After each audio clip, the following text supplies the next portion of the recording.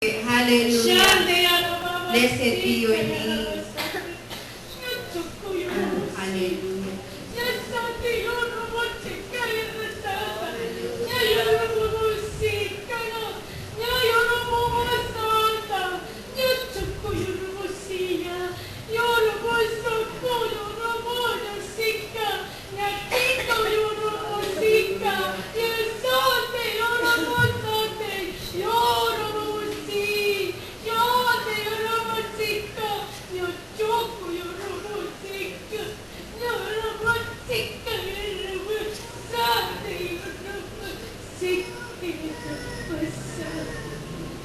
Ang Diyos ang tanging mong kanlungan. Ang Diyos ang tanging mong gabay. Ang Diyos ang tanging mong katugunan. Ang Diyos ang tanging mong dapat asahan. Ang Diyos ang tanging mong tibay. Ang Diyos ang siyang katugunan. Pumasok ka sa Niya. Hindi ka niya iiwan. Hindi pababayaan mo. Oh, you are worthy to be praised. Hallelujah. Salamat sa iyong pangako, Panginoon. Salamat kami naging batong kanlungan, Panginoon. Purihin ka, O Yahweh. Purihin ka, O Yahweh. Junior CA, Senior CA, and YA. Kaya po nagagalap tayo ngayong umaga na yung third placer ay ihahandog sa Panginoon ang kanyang awit na ipinanalo noong nakaraan nito. Kaya bigyan po natin ng palakpak ang ating kapatid na tatalwalhati ang Panginoon sa kanyang pag-awit. Walang iba po kundi si Sister Faith Quezon. All things were far are good. Though sometimes we can't see how they could. Struggles that made our hearts into sometimes blind us to the truth. Our Father knows what's best for us. His ways are not our own. So when your paths where you're still, you just don't see Him. Remember, you're never alone. God is too wise to be mistaken. God is too good to lie.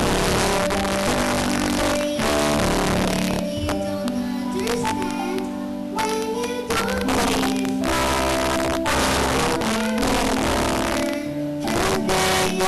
just be The best thing that we can give to the Father in return to His faithfulness, in gratitude to His faithfulness to us, is listening to His word this morning. Kaya nanyaman na po ang ating magiging pastor na mamuna po sa atin sa ating pong pag-aaral ng salita ng Panginoon ngayong umaga. Walang iba po kundi ang ating Pastor Reverend Anakiete Pinagana.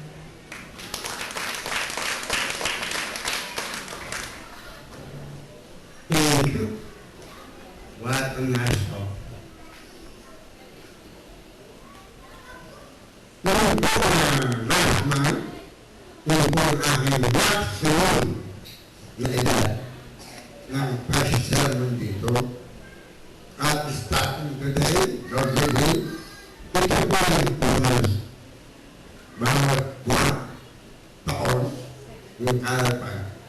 Ngayon, 2023 kung mahal. Yun po ang bonus na dito po ay napaka. Ang bawat maraming kalasiyan ay tumumpong ng mga pagtatanong. Ano? What? Who? Sino? Bakit? Why? When? Kailan? Apat na pagtatanong, oras-oras, araw-araw ay nasa ating puso at isipan. Ano? Sino? Bakit? At kailan? Ito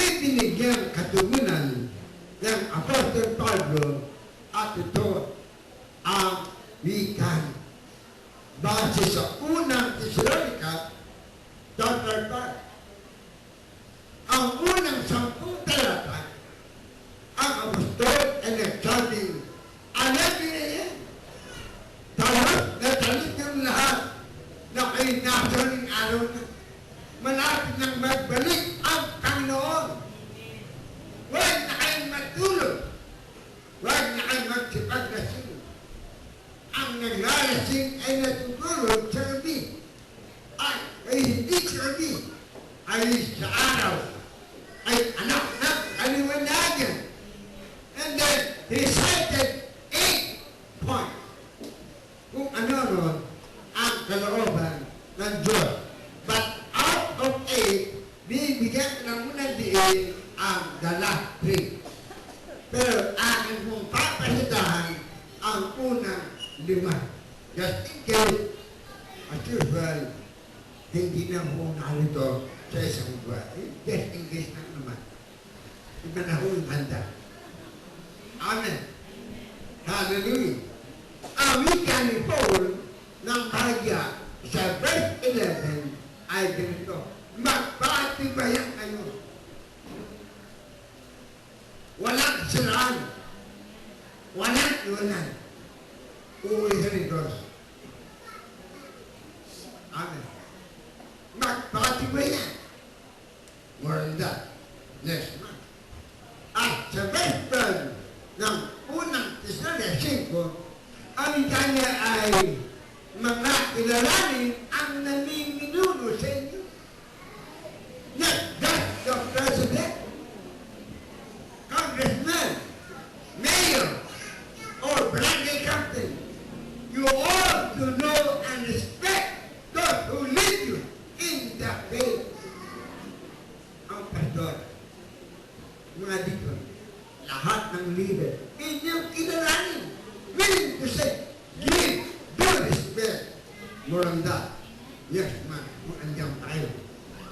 And then, sa verse 13, ang wika niya, magkaroon kayo ng kapayapaan. Hindi kayo nagtatalo. Magkaroon kayo ng kapayapaan. And then, ang pang-apat ay nasa verse 14. Ang galing, magpaalalahanan kayo sa isa't isa. Remind everyone. Magpaalalahanan. Hindi magkagalitan. Ola ka. May masasabi ko pa po. More than that. At ang panglima na napakalaga ay from verse 15. Ang kanyang mga susunod kayo sa mabuti. Mga susunod kayo sa mabuti. Doon po sa talatang 16, 17, and 18, ang doon ang dalapin ng ating pong pag-aaral. Ito ang kalooban ng Diyos. Ang wika ni Paul, nakakabigla. Magalak ay lagi. Rejoice evermore. Hallelujah.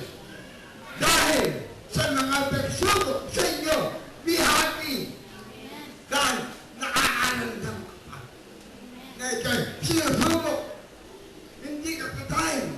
Hindi ka manhid. You are alive in Christ. Hallelujah. You have feelings. You have emotion. That's why when you have struggle, be happy. Mga galak ay lagi. Hindi paminsan-minsan. Hallelujah. Dahil sa mga nagagala. Una, magalak kahit may pagsulong. Second, dahil may nagagala. Third, kapatid na natutuwa, be happy with him. Make that day, be happy with him. Okay? At ako lang biglang pagkain ang malagang birthday niya. Amen? May nagkina, be happy with him. Nanganak mo naman, ang dami-dami na. Asalamat ka naman sa ikaw hindi. Be happy. Pag meron, happy. Hallelujah. At ang matindi nito ay magala kayo dahil nakasulat sa langit ang inyong mga pangalan. Luke. Nasa Lucas po yan. Ang ikay, Lucas 6. 10. Ang managat, ang report, guro, lahat po ng masamang espiritu, sumusunod. Ang may sakit, gumagaling sa tangalan mo, yay! They are happy, reporting on the good that they have done. Minsan, ang dami natin mabuting ginawa, walang nag-picture. Walang nag-post sa Facebook. Walang maalala. Isa, mabuti mong ginawa. To Jesus, that is good. But we say, maganap kayo. Hindi tayo anday gumaling o natulungan. Maganap kayo tayo. Kaya yung ginawa niyan, ang pangalan nyo ay nakasulat doon sa langit. Palakpakan ang Panginoon. Hallelujah! With God, evermore, maganap lagi. Una, Thessalonica 5:16, lagi sa Pilipos 3:1, Roma 12:1, at Awit 37:4. Sa mga nagtedek ng dito at dyan sa Thailand. Yes, take note. Second, pangalo, sabi niya, hindi na kayo basta maganap. Sa verse 17, matyagang manalangin o walang pati. Pray without ceasing. Hallelujah. Don't just pray today and tomorrow, no more. Pray without ceasing. Huwag kang hinto ng pananalangin o ng pagdadasal o ng Thessalonica 5:17 and more on Philippians 4:6. Why worry? When you can pray? Why not lay down your burden unto Christ? Thus says Peter 5:10. Casting all your cares upon him, for he cared for you. Hallelujah. Amen.